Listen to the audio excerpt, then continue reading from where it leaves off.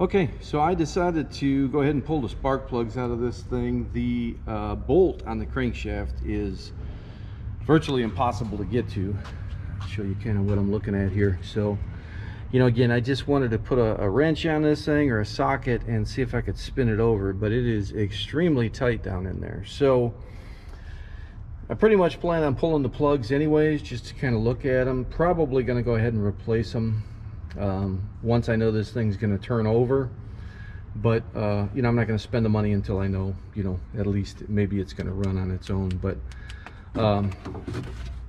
so again, my first international experience, and really my first experience working on something this old. So when I pulled one of the very first ones, the wires were so brittle that it busted off right inside of the boot. You know, again, you can see the boot's pretty well corroded up there. So, but when I pulled the plugs, this is what came out, and I thought, wow, that's pretty bizarre. You know, I never seen a spark plug like that in all my life. So I just started laying them down here in the order that I was pulling them out. Well, the last one, the very first one on the truck, just the plug came out, and I thought, okay, that's weird. This one's got a regular spark plug in it, and these got some kind of bizarre thing I've never seen in my life. But what they have is they have these inserts that go in there. So is it factory? I don't know. You guys tell me. I'm not an international guy, and normally everything I mess with is muscle car era. So not used to seeing anything like that. But this one here, unfortunately, you know, I did round the edges off a little bit, but this is a 3/4 inch versus 13/16 spark plug that's on it. So you know, again, these are champions. So I pulled them, one, to get the number off of them to see what kind of plugs I have, because I have no idea what this motor even is. So you know, I'm learning as I go on this thing. But gonna get new plugs and wires, cap, rotor points, and oil and everything once again I know that this thing's going to turn over freely on its own. It's not seized up, maybe the block's not cracked, whatever. So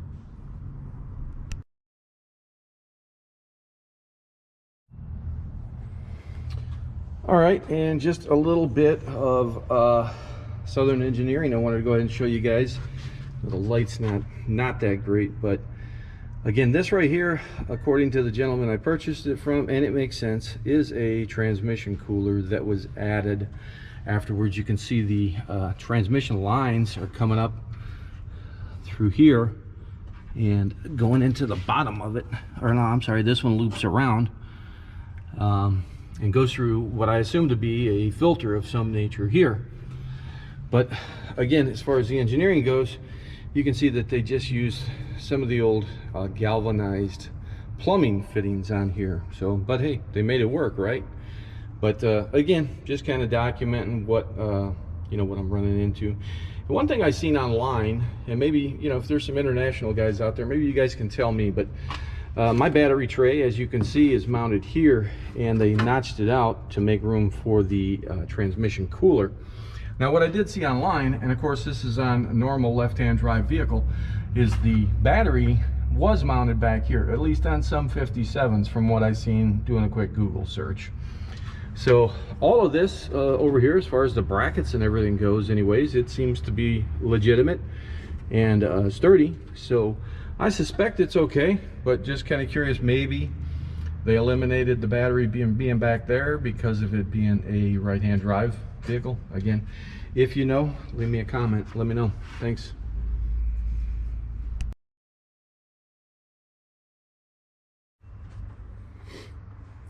Okay, so good news is there was still some radiator antifreeze in the lower hose. Anyways, again, in the top, don't know if you see in there, but anyway, she's dry as a potato chip inside there. So anyways, but again, bad news. Get a little light here so we can see what's going on. Bad news, when I tried to pry the upper radiator hose, it was so old and brittle that it just peeled away. So you can see that it's split wide open here on me. You can't see that, I guess, but so if I can get my light over here. So anyways, not a big deal, but you can see that it's split away. So he had like a flex hose on here, so not sure how readily available any of this stuff's going to be. I may have to do the same thing. and pulled one of the upper fan shroud bolts. And you know, he worried a lot about stuff in life, but this is what he had for one of the upper radiator bolts. So self tapper. So hopefully I won't find that throughout. Hopefully these will go back in and hold it the way that it's supposed to be held. But anyways, a little more Southern engineering. Shazam. Boy, this thing doesn't want to easily pull up out of there. I was thinking I could pull it up and slip the fan shroud back over the fan and just pull the radiator itself out of there, because there does not appear to be any transmission lines attached to the lower radiator. And again, because I am assuming, because we got the transmission cooler for one, and two, maybe because it was delivered as a 3-speed manual, and so that of course wouldn't have been an option. But anyway, so this radiator, it just sits in there, and I'm not sure, you know, it's kind of engineered to say, hey, slide me right up out of here, but it is going to be extremely tight, and probably too tight for one set of hands. So I think I'm going to have to kind of postpone myself on doing what I'm doing here until I can get somebody to come up here and help me out. I still have the lower radiator hose attached. I was trying to avoid a major antifreeze spill, so I've got a bucket down below that's catching a little bit of it right now. I've thrown down some oil dry to absorb up some of it, but you can see it's still dripping out pretty consistently over here by my jack. And you know, again, as far as up here goes, man, everything's packed in between the battery, trying to get to the radiator hose. There's a cross member right at the very bottom of the radiator and everything that's part of the frame. So again, make it very difficult to get to, at least on the ground over here. And same thing here. You know, again, I think the oil bath filter, air filter, was added after the fact. I don't know. Again, I'm kind of going off what the gentleman's son told me that I bought the truck from. But again, I know it's very dark in there, but there's a bracket up front that was attached to the radiator holes and everything else. And surprisingly, all the bolts that came off of this thing were all the big sheet metal kind of self tappers. So that's, I don't know, is that the way International did it, or did he do this at some point in the truck's life? I really don't know. But anyways, I think I'm gonna again have to pause until I can get a second set of hands up here to help me out. All right, so it's kind of the time for trying to hook up this battery and see if we get any sparks flying. A little cautious about this today, just simply because you know, I don't want to burn anything up. So I've not figured out if this truck is a 6-volt or a 12-volt, and everybody that I've talked to, nobody really has a way to check it. I did check one of the headlights and it was not marked. I tried to check one of the turn signal bulbs and it completely disintegrated before I could get it out of there. But anyway, I was told that if you hook up a 12-volt, it'll be okay unless you turn on your lights, and then it would blow the lights if it's a 6-volt system and you have a 12-volt battery in it. Don't know if that's true. And I was also told that a 6-volt battery hooks up opposite of your 12-volt, that your positive to your starter would go on the negative and your ground would go on the positive. And I don't know, I never heard such a thing before, but that's what one guy told me. If you hook it up and it starts draining your battery, then you got a 6-volt. If it's discharging, which of course I don't think this thing has a gauge, but I'll take a look. I don't really know.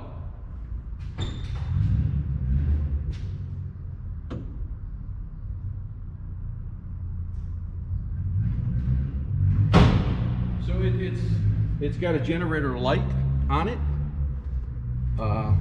So again, we'll see what happens here.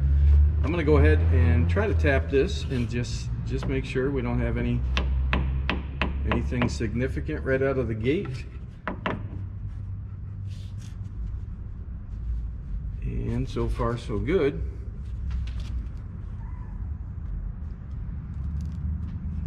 Don't see anything.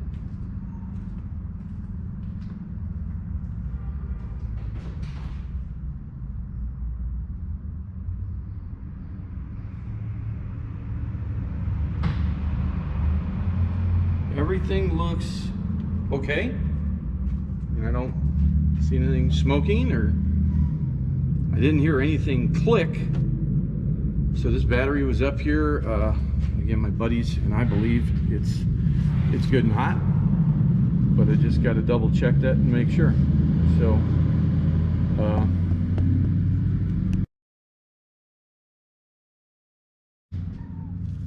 all right, small glitch on the camera.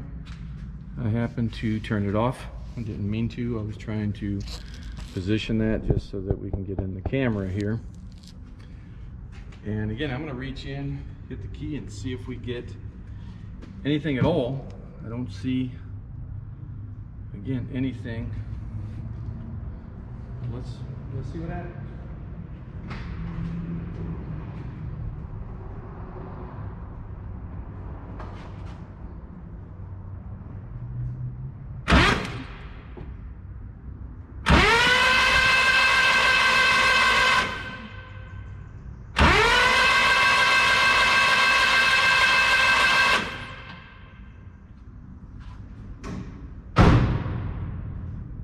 Hey, I like that, right? Generator light actually came on when I went out there. So let me go ahead and pull this cable off. Why did I get it so tight, Sammy? So, okay, let's completely disconnect this battery, because I am a freak about fire. So fire is not my best friend. I've never really had issues with fire, but I don't want to have issues with fire either. So you know, again, it spun easy. I will say, you know, again, I've got all the plugs out of this thing.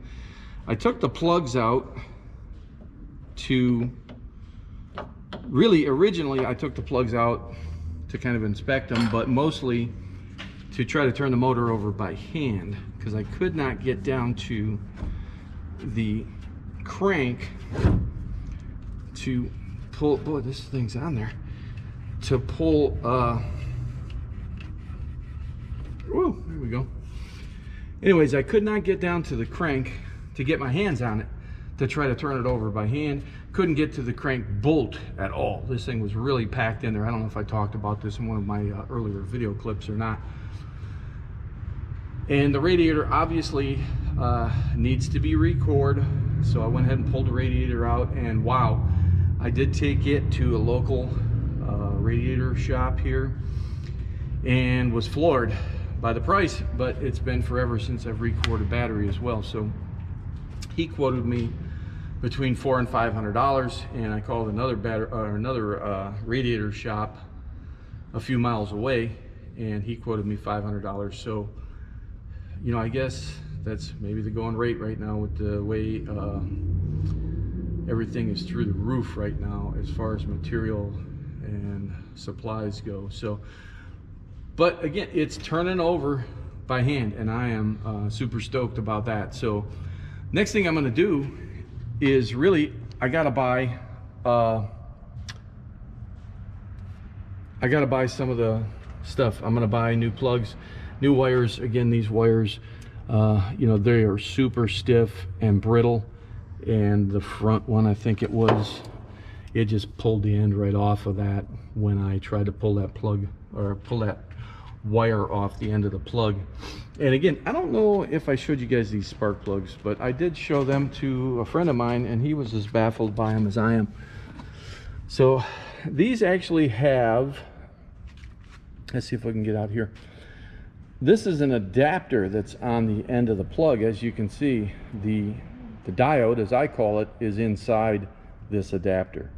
So I I don't know the purpose of this at all. So these plugs are Champion H10s, and this I think was an 11/16. This is a 5/8, I believe. And the only way I even really caught onto that was every plug I pulled out of there came out just like this. So the first one I pulled out, I looked at it and I went, wow, that's bizarre. You know, I was baffled. The front one came apart in two pieces, and then I realized what was going on, because, you know, I may have figured it out after a while, but at first I was like, what on earth kind of spark plug is that? I've never seen anything like it in my life. So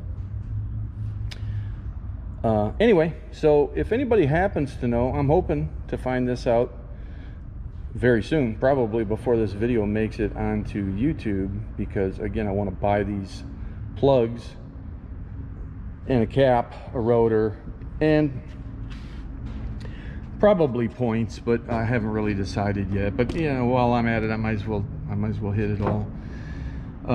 I'll leave the coil for now in hopes that the coil is still good. Again, as far as I know, this thing was running and driving when he parked it, so I don't think there was any issues with it other than you know, his age and his health, really, when he parked the thing. So anyway, that's where we're gonna leave off for now till I go get some parts.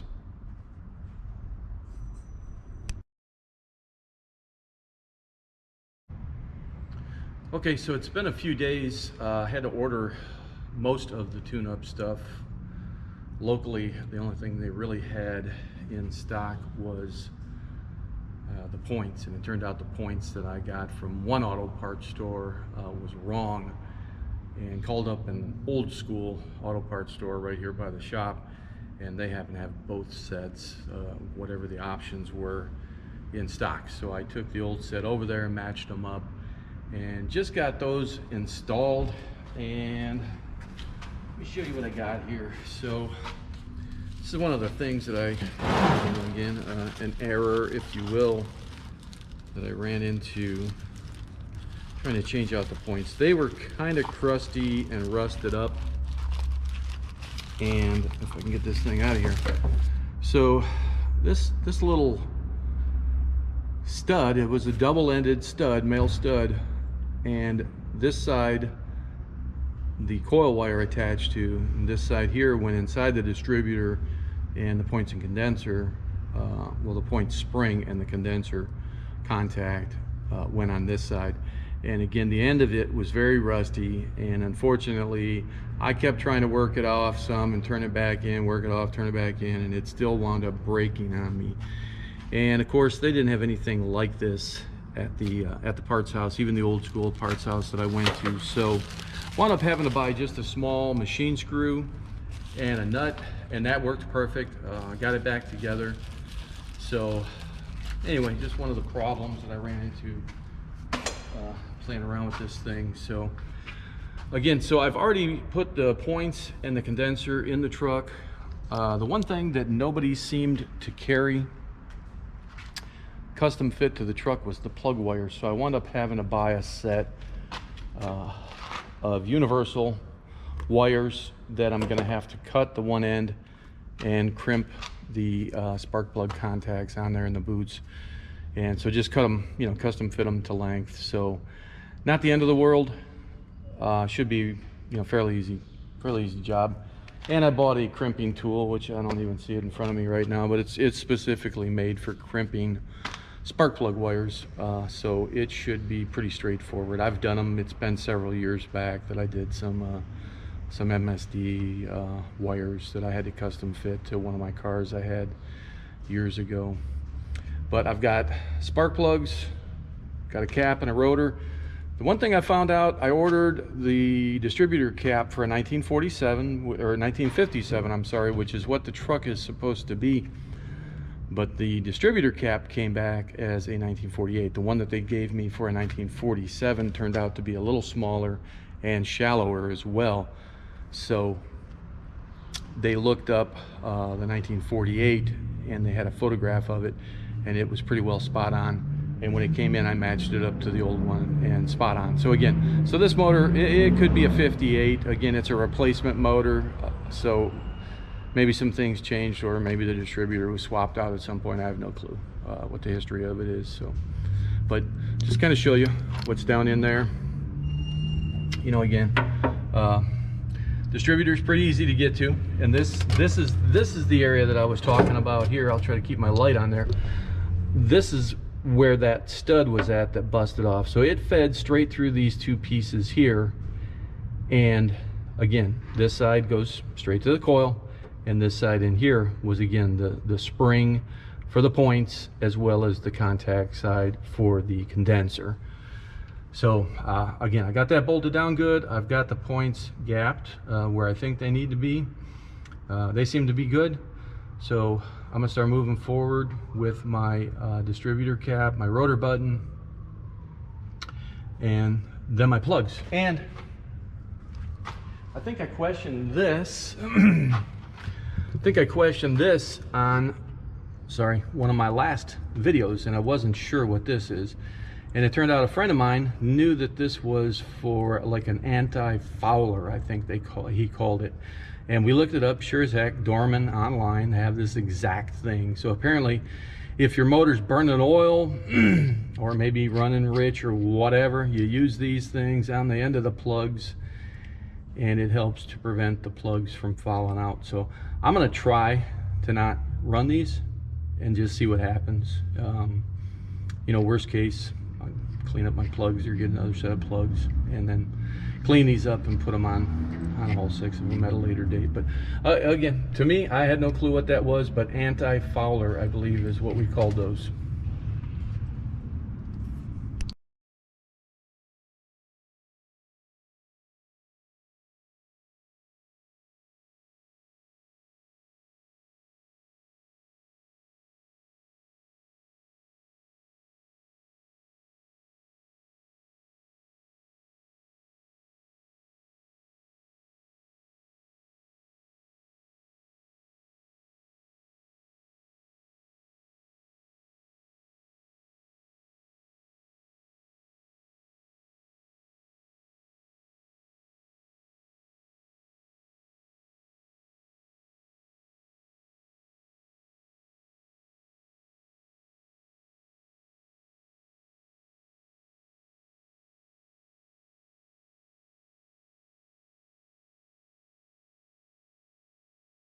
All right, so real quick, I'm just gonna show you, again, I bought these spark plug wires, and they are custom.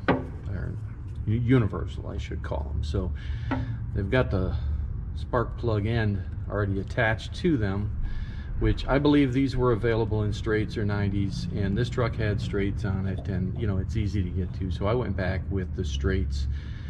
The coil side, the kit came with either 90-degree boots that you can use, or they also came with the straight boots. So again, you just really just kind of clip it on. You know, you determine your length. So I've got the last plug back here, so I'm gonna go ahead and clip it on there, and then it's running up here. So I'm just gonna go ahead and I'm gonna be a little generous and leave a little extra on it, because you know, I don't want them real tight, and maybe I'll screw something up, have to do them again. So, you know, roughly I just kind of calculate my length. So my length looks good right about there. And then again, this tool I bought at the auto parts store. I'm sure every parts house has them. Some of your Chinese tool departments, I'm sure, are going to carry them. And this one specifically had the 7 and 8 millimeter terminals in here for your spark plug wires. So again, it's got your regular cutter in there. So we just get it close to where I'm holding my mark for my cut.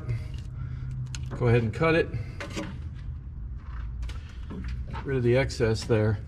And then again, these are the ends that you put on there. So, you know what I do, and I'm not claiming to be an expert here. Somebody will probably yell at me for what I'm doing. I just lay that in there, hold it with my fingers, and determine where I want to make my cut for my conductor, the actual wire that's inside here. Because here we have, you know, the silicone or the rubber outer jacket, and then we've got a gel rubber type insulator around the actual wire. These have actual hardcore wires in them, so I just go ahead and I use the 10 gauge on here. Seems to be working good for what I've got, and I twist it and cut and twist it and cut. Every once in a while I got to use my box cutter and actually finish the cut that these, you know, these tools won't do. This one happens to be one of those examples. So let me find my box cutter real quick. Where did I put it? Bear with me a second. Never fails that when I'm on camera is when I have a problem. I've done all of these successfully. So again, it's just not getting the jacket around the side here. So I just kind of cut around there with my box cutter, and you can pull it off, and that exposes your actual conductor here. I twist them. I know there's some electrical guys, they don't believe in it, just kind of fray it out, but I twist it and you fold it back on itself as so, and then you take the actual terminal end. I lay it in there with the conductor up against the bottom of it, and the tool essentially will crimp these. However, it's not perfect, so I take my traditional pliers and I start the bend just to give it the direction that it needs to go. Bear with me while I almost knock my camera over. So again, I just kind of get these started. I don't know if I'm in camera or not here, but kind of get them started. And basically that holds it in place. And then I've got, again, the crimping tool on here. So again, you sit that in there with the bottom down and the open edge up. Just give it a little squeeze. I squeeze it pretty hard myself, and I do 3 spots. One on each end, one in the center. And what I have done successfully, including this camera run that I told myself I wouldn't do, is I forgot to put my boot on. It's easier if you put the boot on beforehand. If you're doing the 90s, you know, it'd be probably a little bit more of a pain. But again, with the straights, it's not so bad. And that's not the boot I'm looking for. Here we go. So again, you just kind of slip it over, and you know, it's good soft rubber, so it doesn't take a ton to get it on there, and slip it up. And I put it, you know, basically where the end is pretty much flush with that right there. And that's, again, that's pretty much it. And then again, I just come in, we can attach that one now, it's done. She's on there good. Attach her like that. And that's it, that's all there is to it. So points are in, condenser, rotor, cap, plugs, new wires. We should be very close to trying to get this thing to fire. What I've got to do next is locate the fuel lines, because I'm going to disconnect the fuel lines on this thing so that I'm not drawing the nasty, you know, 12, 15-year-old gas, whatever it is, out of the tank. So I'm going to get a small gas can with some fresh gas and run it through there, and I'll be spraying the carburetor as well, either with some starting fluid or dumping some gas in it to try to get this thing initially started and running, and run it for a while on the fresh gas. Got the old oil in it still, which I'm gonna go ahead and leave in there. I checked the oil level's up, so I'm just gonna let this run without the radiator, because again, I got to get the radiator record. But I'm going to go ahead and let it run, just let it warm up a little bit and dislodge some of the sludge and the old nasty oil that's been sitting in this thing for all these years. before I change oil. So then I'll change the oil and the filter, and again run some more gas through it, and then I have to figure out what I'm going to do with the gas tank.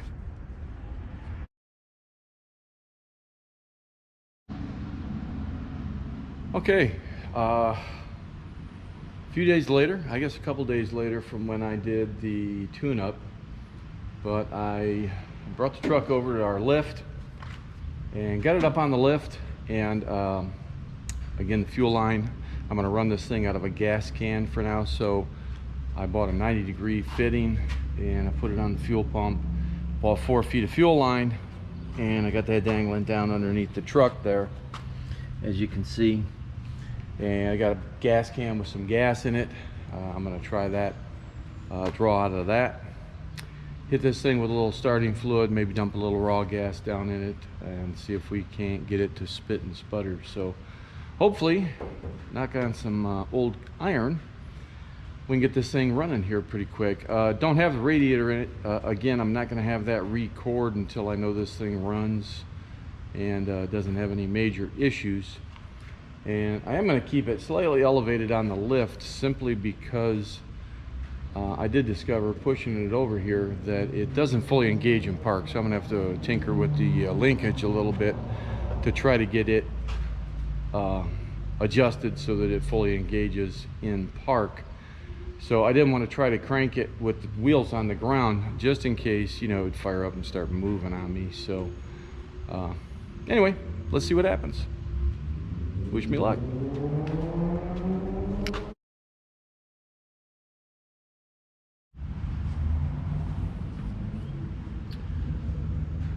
All right, got battery in it, battery hooked up, got some starting fluid on hand.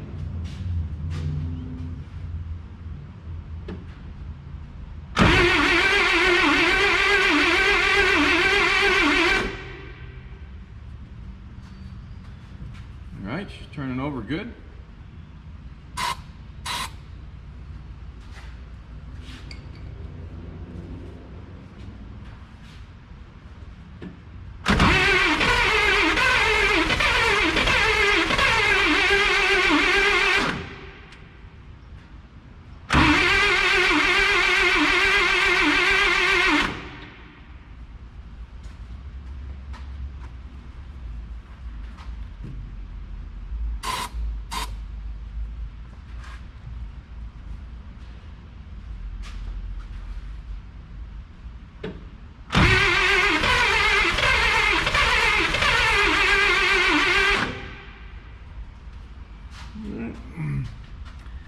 Seems like she's wanting to hit a little bit here. I'm going to try a little raw gas in it, see if that'll do anything.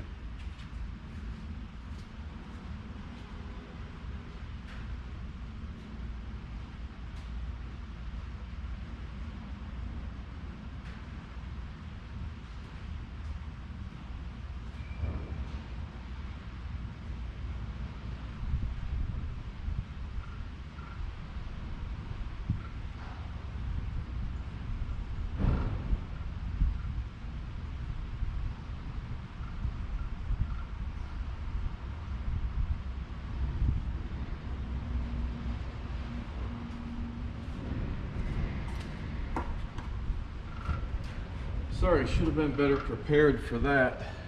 I'm gonna find a little glass or something to put this gas into.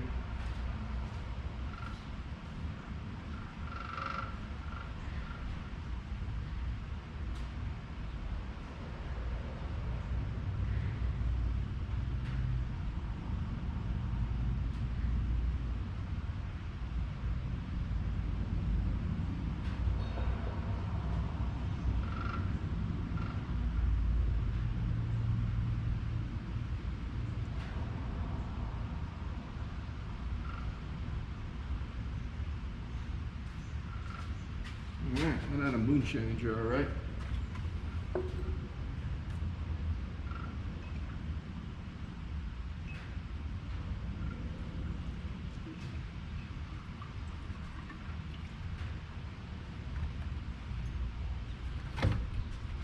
Alright, let's give her a little taste of gasoline.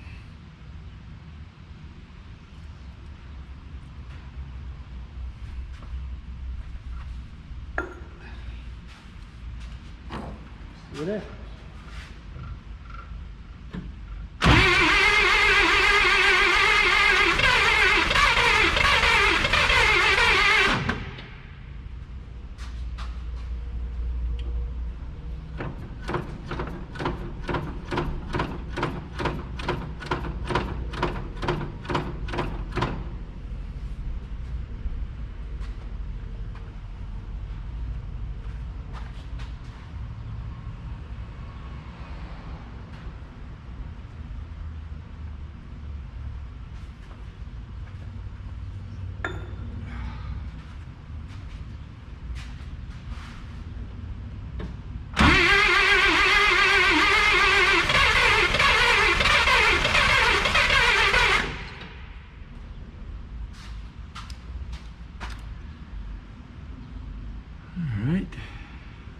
Time to do a little investigating.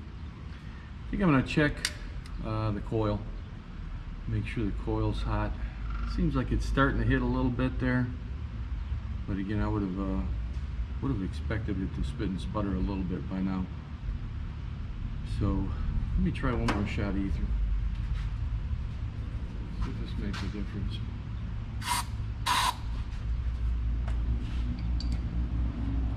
Once more.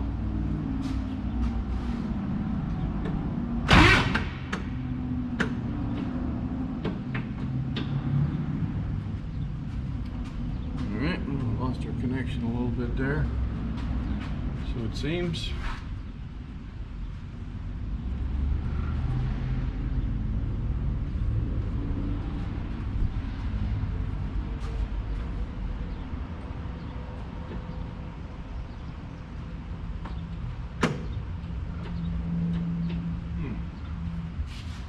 Okay, she won't do nothing now, so to check some of my connections. I still got a generator light when I turn the key on, so I got some juice, but I don't want to crank at all now, so time to research.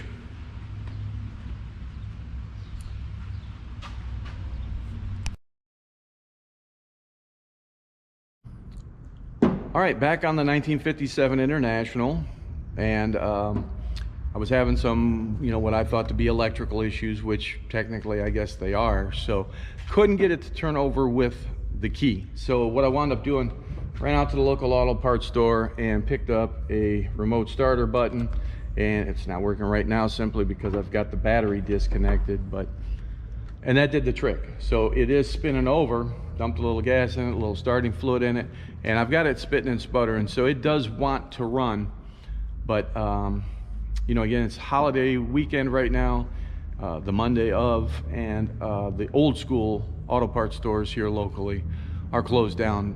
Your chains are open, but they don't carry a lot of the stuff that we need when it comes to working with these old ones. So I did check them. They didn't have what I was looking for, which again is just some simple stuff, but gonna try to prime the carburetor with a siphon plunger, whatever you want to call it, siphon ball, and just try to get the gas up in there. And I was trying to actually find a small enough funnel.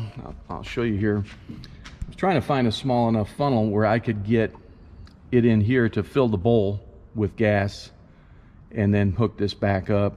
And of course the chain auto parts stores, they didn't have anything that I needed as far as trying to do that stuff. So I'm just going to break for the day and come back at it in a couple of days. But again, my goal is to put a siphon, a ball siphon in the line somewhere to start drawing it out of the fuel pump or into the fuel pump, wherever I wind up hooking up the line, and just try to get that gas up to the engine as quick as I can. But it is spitting and sputtering, and she sure seems like she wants to run after all these years. So I'm pretty excited, pretty stoked right now. But again, I got to break for a couple of days till I get a couple more things gathered up. But really looking forward to hearing it run. I did see, while I had it up on the lift, which I may put it up on the lift on my next trip up here, which is sitting on the lift right now. But I did see the exhaust pipe it kind of comes down off the manifold and has a low spot, and that low spot is rusted out, so I'm sure it's just going to blow open as soon as I start this thing. So may have to wind up having that pipe just patched in or whatever. I'm not going to do a ton of stuff to this because I don't know what the next owner is going to want to do, but again, keeping my expenses to a minimum of what I can on this. But I'm pretty excited though. I can't wait to get it running and hopefully driving, and just take this thing down the road for a couple of rides. It's going to be a lot of fun. I'm really looking forward to it.